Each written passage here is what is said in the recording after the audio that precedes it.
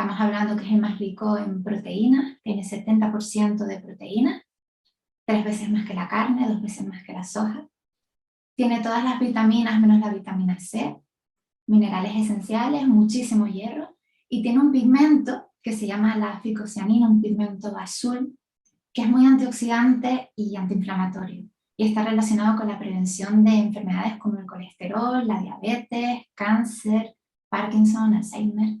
Bienvenido al podcast Historias de Emprendedores, creado por Empiézalo. Yo soy Javi Bordón, su fundador, y cada semana te traigo la historia de un emprendedor diferente para que te inspire y te sirva como motivación para empezar. Hola a todos, bienvenidos un domingo más al podcast de Empiézalo. Hoy tengo el enorme placer de presentarles a una emprendedora que, bueno, aparte de emprendedora, es bastante innovadora porque ha traído a Canarias un producto que es bastante nuevo, que además lo trae en un formato diferente a lo convencional. Y nada, tengo el placer de presentarles a Paula de Microgreen Espirulina. Bienvenida, Paula. Muchísimas gracias por la invitación.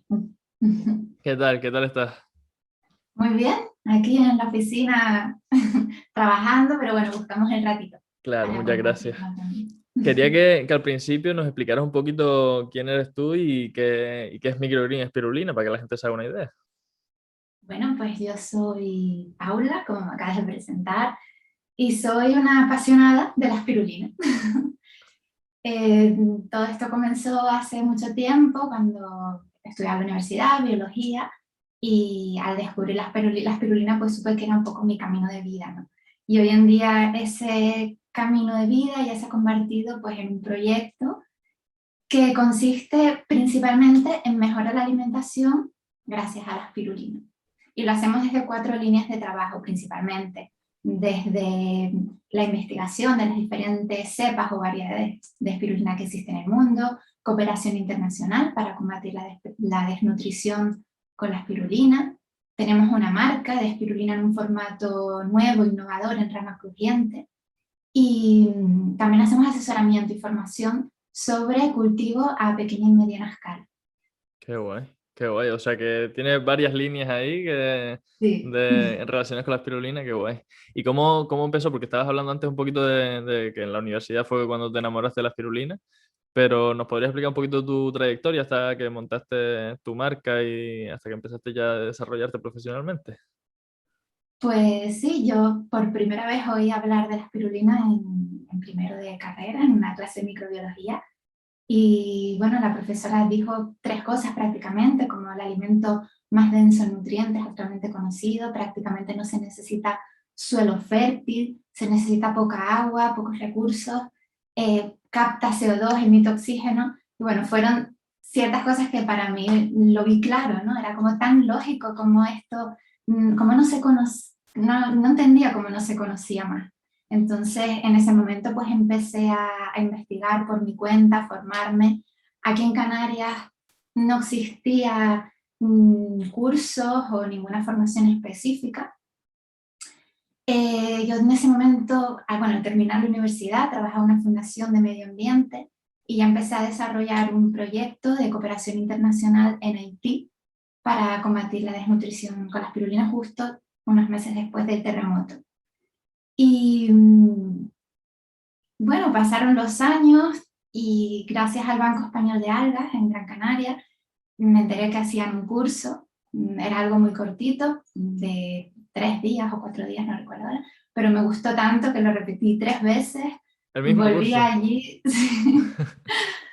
y al cabo de los años, pues a través de una beca de investigación, pues fui a Francia y allí estuve 2 años trabajando en producción de espirulina ecológica y en permacultura y, y en producción también en una granja o una producción 100% autónoma energéticamente. Qué guay, qué guay. Hablaste sobre el tema del voluntariado, que es algo que también decías que era una de las líneas de trabajo tuyas. Y quería que nos explicaras un poquito en qué consiste esto de la cooperación internacional para combatir la desnutrición y así, qué cosas hacen y para que la gente entienda. Y bueno, y para entender yo también qué cosas hacen específicamente. Sí, pues mira, tenemos a ver, cuando estaba en Francia, allí formaba parte de una asociación que se llama Univers la Vie, que tiene como objetivo combatir la desnutrición a través de la espirulina y el arte, bueno, engloba varias cosas, ¿no? Pero uno de los proyectos en los que participé específicamente y me metí a fondo fue en el campamento de refugiados saharauis en Tinduf. Ujú. Entonces, bueno, allí hay un problema de desnutrición y sobre todo de anemia muy grande, principalmente en niños y en mujeres. Y precisamente la espirulina es el alimento más rico en hierro y pues encajaba muy bien, ¿no? Además es un recurso que ellos tienen en la parte del Sáhara ocupada y un lago natural de espirulina, así que lo veíamos muy, muy lógico que también eso pues llegara a la población. O sea Así que que tienen ahí fuimos al campamento. tienen un lago allí que no hizo falta mano del hombre para estar ahí, o sea, del ser humano para preparar nada, ¿no? Sino que está ahí ya de manera natural y sale la espirulina. Está, sí, sí, sí, sí, Y ellos no, es el medio natural de la espirulina, qué en guay, medio del desierto. ellos no conocían que eso era un alimento o es que no lo habían explotado como... o- En el ayún, por ejemplo, no se ha utilizado como alimento, pero por ejemplo, un poco más arriba de la derecha, sí que se utiliza, de hecho es el alimento tradicional de la tribu Canembú en el ah, Chad. Y qué, así es como se redescubrió por Occidente. qué En una guay. expedición transsahariana se dieron cuenta de que al lado del lago Chad no había casos de desnutrición y al investigar y al analizar qué es lo que comían se dieron cuenta que era la espirulina, que allí lo vendían en forma de, como de galletas o tortas llamadas diet. Ok, y vas a hablar antes que te corté, lo siento, sobre qué era lo que hicieron ahí en el Sáhara.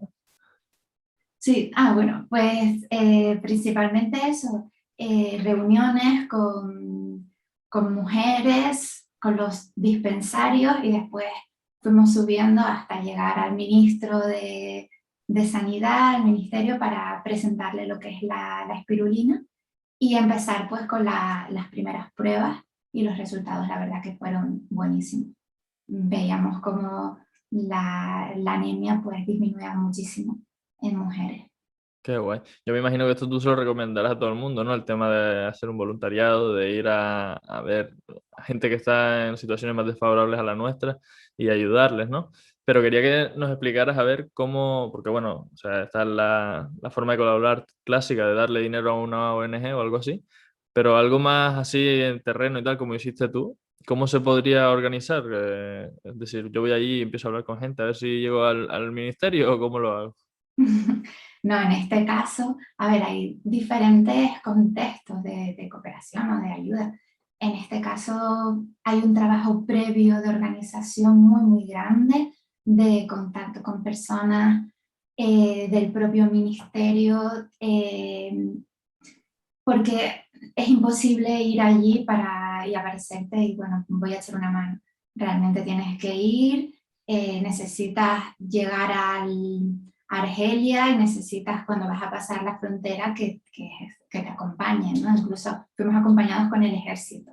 Así que ¿Qué ahí pasa? en ese caso pues necesitas organización y un proyecto armado y respaldado, pero en otros casos, por ejemplo en Filipinas, yo estuve un mes en Siargao y simplemente allí fui a hablar con la escuela del pueblo, con la profesora de la escuela y le comenté, mira, voy a estar un mes por aquí, necesitas que te eche una mano en algo, en lo que pueda aportar.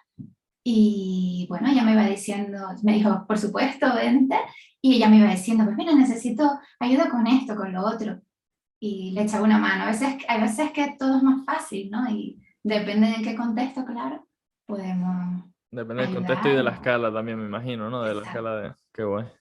Pues qué guay, la Ujú. verdad que, o sea, lo primero es un poco más complejo y tal, requiere más organización, como dijiste, pero lo segundo todo el mundo lo puede hacer, ir a los países que visitamos, que en vez de ir allí a consumir sus recursos y tal, igual, pues también aportar nuestro granito de arena para que vayan mejor los países que necesitan más ayuda, ¿no? Me parece Exacto. algo que es que cualquier persona podría hacer y que no Y todo el siempre mundo... desde la humildad de preguntar realmente, ¿puedo hacer algo? A lo mejor no, ya, pero si es así, si tenemos alguna herramienta que podemos aportar, ¿por qué no? Y al final también yo siempre me he dado cuenta que más es lo que nos aportan a nosotros también que lo que nosotros podemos aportar muchas veces, ¿no? Entonces, bueno, al final es un intercambio muy bonito y eso se trata, intercambiar ideas o formas de hacer las cosas entre las sociedades, comunidades.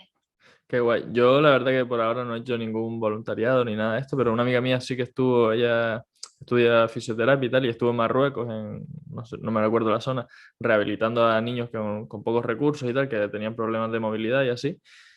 Y dice que fue la mejor experiencia de su vida, que, no, que lo repetiría 1000 veces más porque, o sea, y me lo contaba y se me quedaban los dientes largos de, "Uf, tengo que hacer esto alguna vez por lo menos", y no sé, que me parece algo alucinante. Es increíble, yo se lo recomiendo a todo el mundo. A veces no hace falta irnos tan lejos también. Aquí también podemos hacer muchísimo, pero yo creo que sí, abrir nuestra mente un poco y ver qué hay más allá, ¿no? De nuestra familia, de nuestros amigos y Salir de la zona de confort intentar poner también, ese ¿no? granito de arena, sí. Qué guay. Oye, quería que habláramos también un poquito, como te comenté antes, sobre el tema de la universidad, porque bueno, por lo menos para mí, yo acabo de terminar este año la carrera, estudié educación física, ciencias de la actividad física y el deporte. Y la verdad que fue un poco frustrante para mí el proceso porque, bueno, yo descubrí mi espíritu emprendedor en segundo de carrera o así, más o menos, y ya en esa época ya estaba un poco frustrado porque no era lo que yo me esperaba. Había ciertos aspectos, o sea, algunos profesores que no eran tan profesionales como yo me esperaba, otros que sí, que se lo curraban un montón. Pero yo, no sé, igual me enfoqué de la forma incorrecta y me fijaba solo en los que lo hacían mal. Y no sé si en tu caso, cuando estudiaste, bueno, ahora te dedicas a investigar, que las universidades es algo que hacen mucho. No sé si tu relación con la universidad fue positiva, si sigue habiendo relación tuya con la universidad para el tema de la investigación, o cómo fue tu experiencia con respecto a este tema. A ver, a mí el paso por la universidad me encantó la carrera. De hecho, si tuviese que elegir estudiar de nuevo una carrera, elegiría esa. Eh, Me pareció una experiencia muy enriquecedora a nivel personal también, pero sí es verdad que sales y es otra realidad totalmente diferente, ¿no? Hasta entonces, pues, es como el camino guiado del colegio, instituto, la universidad, y tienes como los pasos ya dados y simplemente tienes que poner esfuerzo para llegar a cumplir las metas, ¿no? Pero cuando sales es, no sé, puedes llegar hasta sentir incluso vértigo, ¿no? Y ahora está el mundo y ¿qué hago? Ya. Yo creo que aquí hay varios caminos. Uno puede ser, pues, seguir buscando algún tipo de trabajo en el que te pongan esos pasos, ese camino y tú simplemente realizarlo. O, ¿por qué no emprender? Y si sientes que tienes algo para aportar en el mundo y que a lo mejor no está creado y que tienes que empezar desde cero, pues hacerlo. Es verdad que, por ejemplo, desde la carrera de biología no tenía herramientas de ningún tipo para empezar a emprender. Entonces, bueno, es otra segunda carrera, un aprendizaje totalmente desde cero y eso, formar una empresa es como un continuo camino de aprendizaje. Para mí es así. Tal cual, para mí también, o sea, el emprendimiento para mí es eso, aparte que cada día hay innovaciones y tal, bueno, tú vendes online, que mucha gente no vende online, hay no sé qué, estrategias de marketing, estrategias de no sé qué, estrategias de lo otro, y no sé, para mí también es eso, el continuo aprendizaje. Y no sé, en tu caso, si fue todo autoformación o has pagado por formaciones específicas sobre emprendimiento, sobre marketing, ¿cómo lo has hecho para llegar Hice a donde varios estás? cursos, uno por ejemplo en Gran Canaria, innovación en economía azul, de 3 meses, que la verdad que me ayudó muchísimo. También por la Cámara de Comercio de aquí de Tenerife, Mentor Day en Santa Cruz, pequeños cursos de uno de 3 meses, otro de 3 semanas, alguno de varios días, para tener esas herramientas que no tenía antes y que, bueno, la verdad que me han servido bastante, pero sobre todo ha sido aprender por mi cuenta y sobre todo intercambiar opiniones con otros emprendedores y a crear esa red, ¿no? Yo creo que es Sí. imprescindible. Para mí también es algo fundamental el tener contactos y no solo por lo que te puedan facilitar a ellos, sino por compartir el proceso. Y a lo mejor un error que ellos han cometido te dicen que no lo cometas Ay, o al revés, o tú se lo dices a ellos y es súper enriquecedor, creo yo. sí. Y lo que Y estás haciendo te felicito porque va a ayudar muchísimo yo, a incentivar el emprendimiento y toda esta yo la red. verdad que al principio lo empecé con la idea de eso, de aportar valor a la gente, no pensé tanto en mí. Pero, o sea, es que, o sea, conocer las historias como tu caso, conocer que pasaste por un voluntariado, que no sé qué, que no sé cuánto, y cómo montaste tu proyecto, ¿no? Y conocer tu historia también, el conocerte, pues, no sé, me enriquece un montón porque tengo más feedback, más relaciones, más historias, aprendo, como decía antes, de los errores que has cometido, de, por ejemplo, si quisieras un voluntariado, cómo hacerlo, y no sé, al final recibí yo un beneficio sin estar buscándolo a priori, así que yo estoy súper orgulloso de este proyecto. Nada, quería que ahora habláramos un poquito sobre el tema de tu especialidad, sobre la espirulina, porque, bueno, antes dijimos que era un alga, nos comentaste lo que aprendiste en primero de carrera, que prácticamente eran todo ventajas, pero bueno, aún así, por si queda alguien que no sabe lo que es, ¿nos podría explicar qué es la espirulina? Sí, pues la espirulina es como dijiste, es un alga verde azul, pero científicamente se conoce como una cianobacteria, es decir, un organismo muy antiguo, una bacteria capaz de hacer la fotosíntesis, el antecesor de plantas y animales, para que te hagas una idea, el origen de la vida. Y está considerado como el alimento más denso en nutrientes actualmente conocido. Estamos hablando que es el más rico en proteínas, tiene 70% de proteínas, 3 veces más que la carne, 2 veces más que la soja. Tiene todas las vitaminas menos la vitamina C, minerales esenciales, muchísimo hierro, y tiene un pigmento que se llama la ficocianina, un pigmento azul, que es muy antioxidante y antiinflamatorio, y está relacionado con la prevención de enfermedades como el colesterol, la diabetes, cáncer, Parkinson, Alzheimer. Es muy, muy potente, ¿no? Este pigmento. ¿Y por qué crees tú que no, o sea, que tiene algún inconveniente? A lo mejor la producción es muy compleja o porque crees que no se consume más este nutriente o este alimento. Es un alimento, está claro, que sinceramente yo creo que no interesa que se consuma. Es Ah, cierto, bueno, pues daría lugar a un debate súper extenso, ¿no? Pero al final son alimentos bueno, a pesar de que son súper antiguos, estamos hablando que es el alimento, como decíamos antes, tradicional de las tribus Canembú, en el Chat o de los aztecas también en México, un poco se ha olvidado tanto su uso como sus propiedades terapéuticas y se han introducido en nuestra dieta otros alimentos totalmente ya lo más alejado a lo natural que podemos encontrar. Y yo creo que estamos ahora mismo en el momento de volver a retomar, de mirar atrás y recuperar esos alimentos ancestrales que de hecho tienen muchísimos beneficios, no solo para nuestra salud, sino para el medio ambiente también. ya, para mí el tema de la ecología es algo que me preocupa muchísimo y también, aunque mi madre tiene un negocio más tradicional que produce queso y demás, tiene una granja con vacas y cabras y tal, también creo que hay que apostar por las ideas que, aunque, como decías, son mucho más antiguas, que ahora mismo están siendo novedad porque es que realmente, o sea, yo no sé si hay alguna desventaja en el consumo de espirulina o simplemente porque no se conoce o culturalmente no está aceptado. Pero bueno, que sí, que yo creo que es que hay que darle más visibilidad a la espirulina.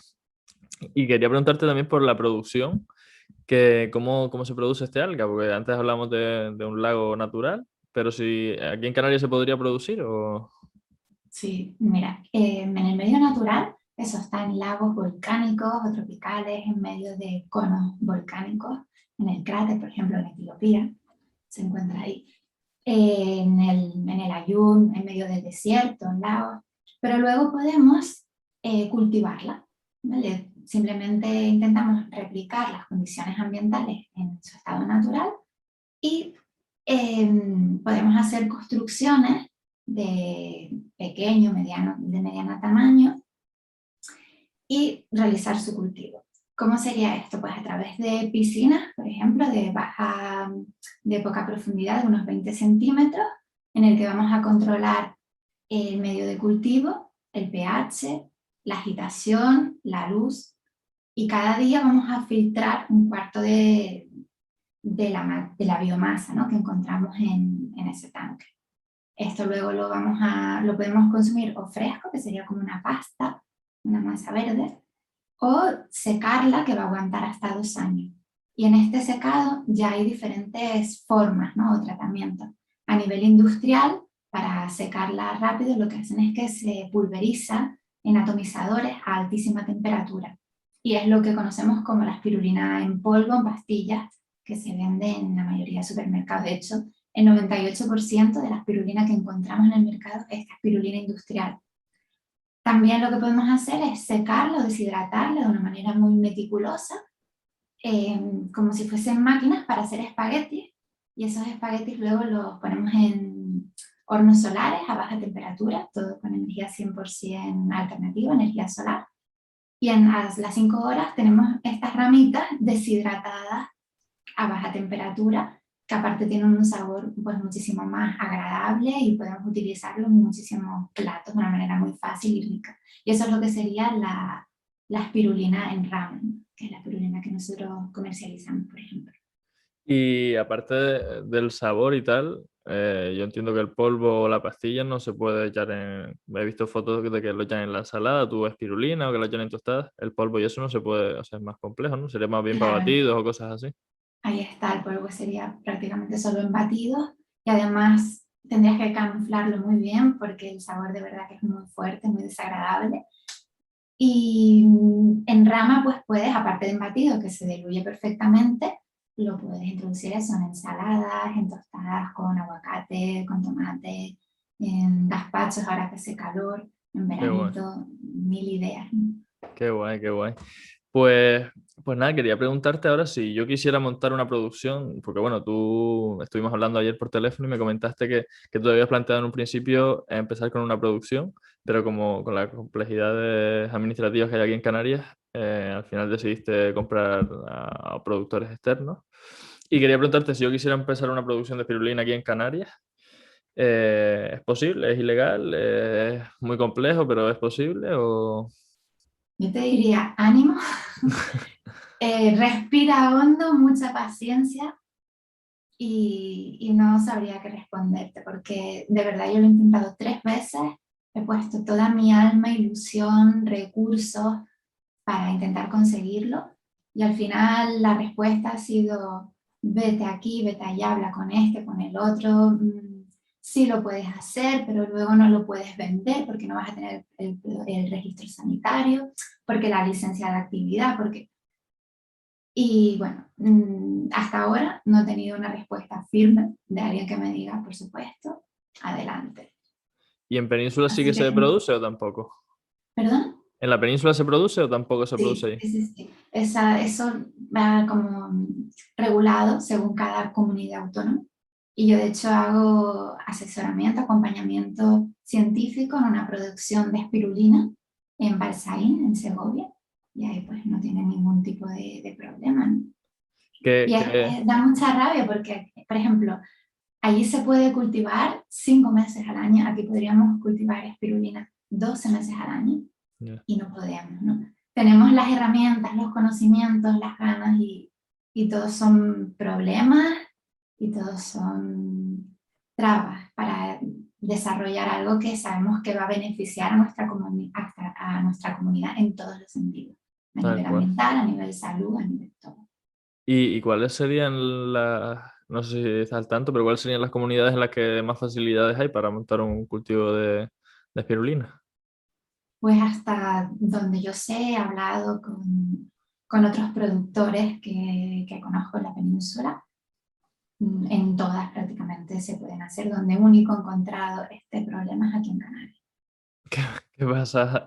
Es que a mí también es algo que me choca bastante el tema de que en Canarias en muchos aspectos estamos como, yo lo noto como que estamos un poco con un paso por detrás en muchos aspectos, no solo porque estemos lejos, sino porque al final no quiere avanzar la gente, no sé qué es lo que pasa. A lo mejor es por lo que dices tú de que hay intereses ocultos por detrás o lo que sea.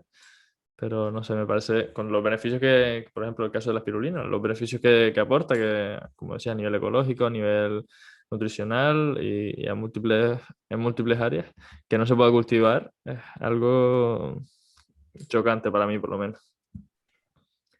Totalmente. Entonces, si, como dices que la producción no se puede, o sea, es bastante compleja aquí, si quisiera yo empezar un proyecto relacionado con la espirulina, ¿en qué área me recomendarías empezar? ¿En la investigación, la comercialización o en cuál me crees que es mejor para empezar?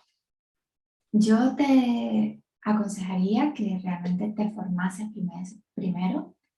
Es algo que no se aprende en 2 días ni en 2 meses, como pude a lo mejor yo pensar al principio, ¿no? Ah, pues llevo este curso y ya soy experta en espirulina o ya sé cultivar espirulina. Para nada, es un mundo que es infinito. Cuanto más sabes sobre algo, más te das cuenta lo poco que sabes.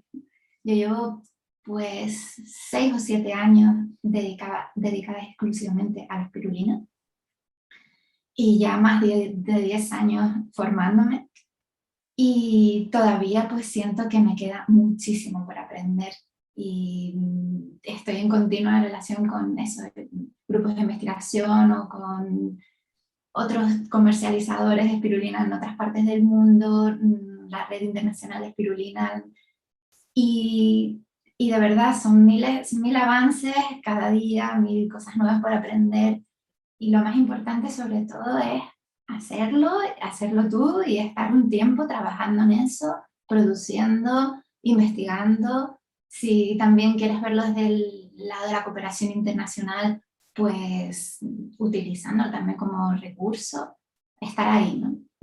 O sea, empezar a colaborar y a formarme, básicamente, ¿no? Es lo que me recomiendo si quiero entrar en este mundo, ¿no? Sí. Ok.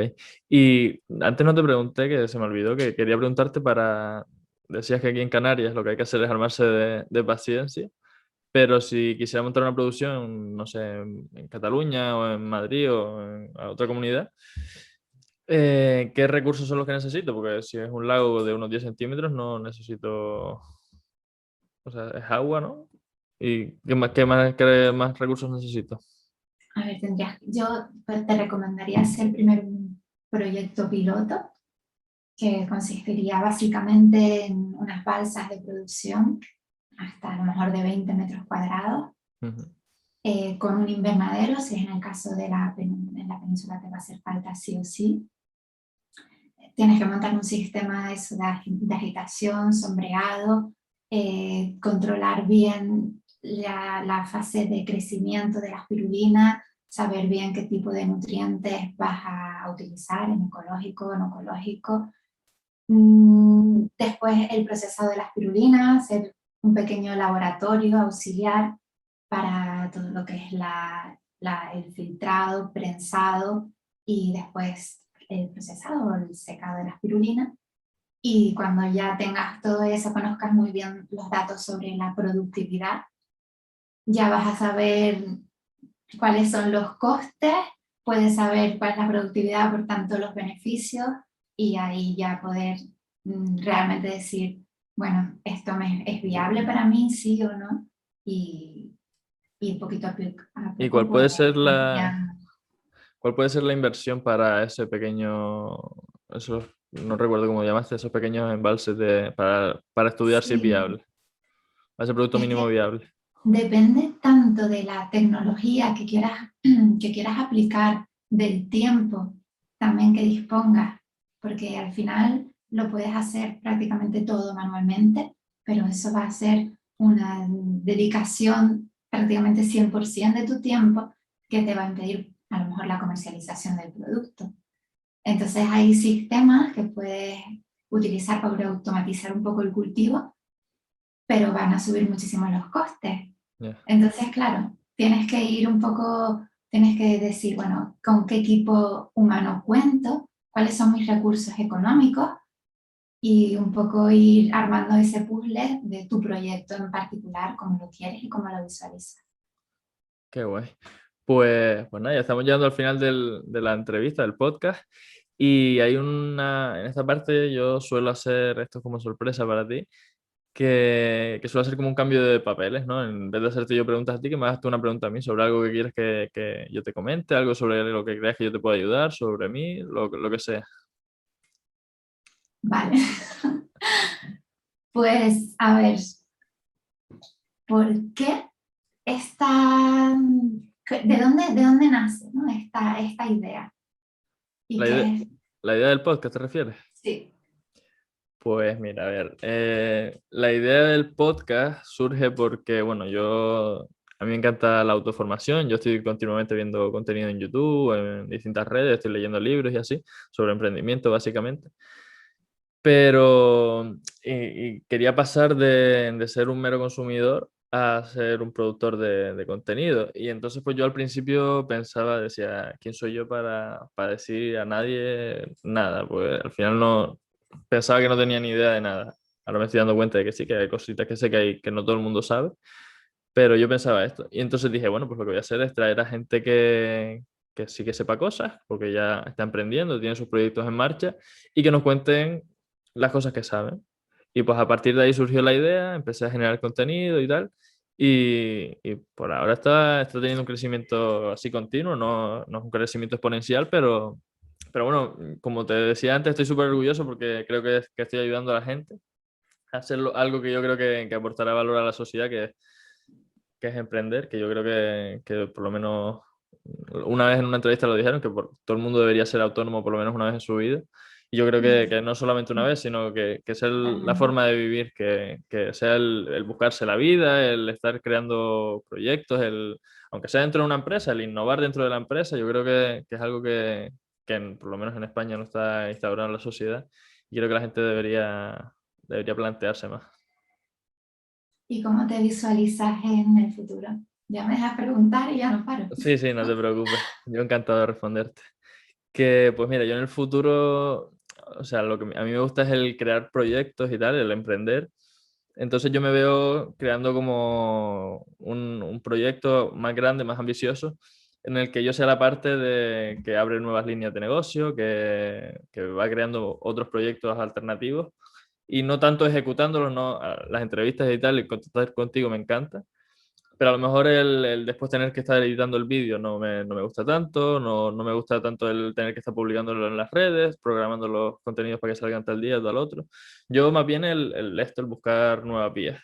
Me veo así de esa forma, el inspirar a la gente creando proyectos nuevos, todos relacionados con el emprendimiento que al final es lo que me apasiona.